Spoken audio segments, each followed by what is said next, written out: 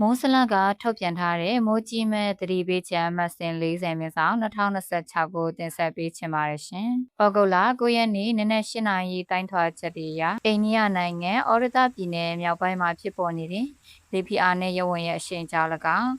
ကပလီပင်လယ်ပြင်နဲ့ဘင်္ဂလားပင်လယ်အော်တောင်ပိုင်းတို့မှာမုတ်တုံလေအားကောင်းနေခြင်းကြောင့်၎င်းမိုးတိမ်တောင်တွေဖြစ်ထွန်းမှုအားကောင်းနေခြင်းကြောင့်၎င်းဒီကနေ့ဩဂုတ်လ9ရက်နေ့ကနေ12ရက်နေ့အတွင်း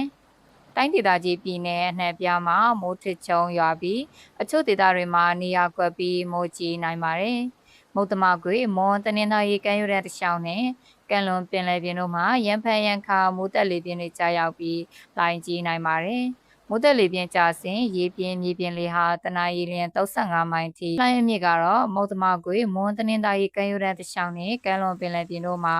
9ပေကနေ17ပေခန့်အထိရှိနိုင်ပါတယ်။မြဝကျွန်းပေါ်ရခိုင်ကမ်းရိုးတန်းတစ်လျှောက်နဲ့ကမ်းလွန်ပင်လယ်ပြင်တို့မှာတခါတရံမိုးတက်လေပြင်းတွေကြာရောက်ပြီးလှိုင်းအသစ်တွေကနေလှိုင်းကြီးနိုင်ပါတယ်။မိုးတက်လေပြင်းကျစဉ်ရေပြင်းမြေပြင်းလေဟာတနအီလ25မိုင်ကနေ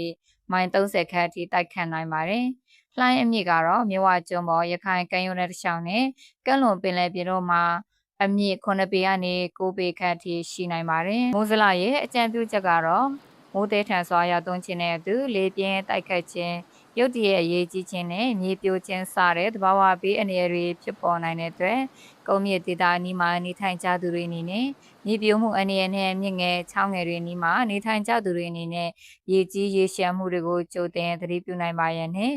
ပြည်တွင်းလေကြောင်းပြန်တန်းရေးမြန်မာကမ်းရိုးတန်းတစ်လျှောက်နဲ့ကမ်းလွန်ပင်လယ်ပြင်တို့ရှိကမ်းနီးကမ်းဝေးငါးဖမ်းရေရင်တွေတင်မောတွေနေဖြင့်ကြိုတင်သတိပြုနိုင်ပါရန်အတိပေးနှိုးဆော်ထားပါရရှင်။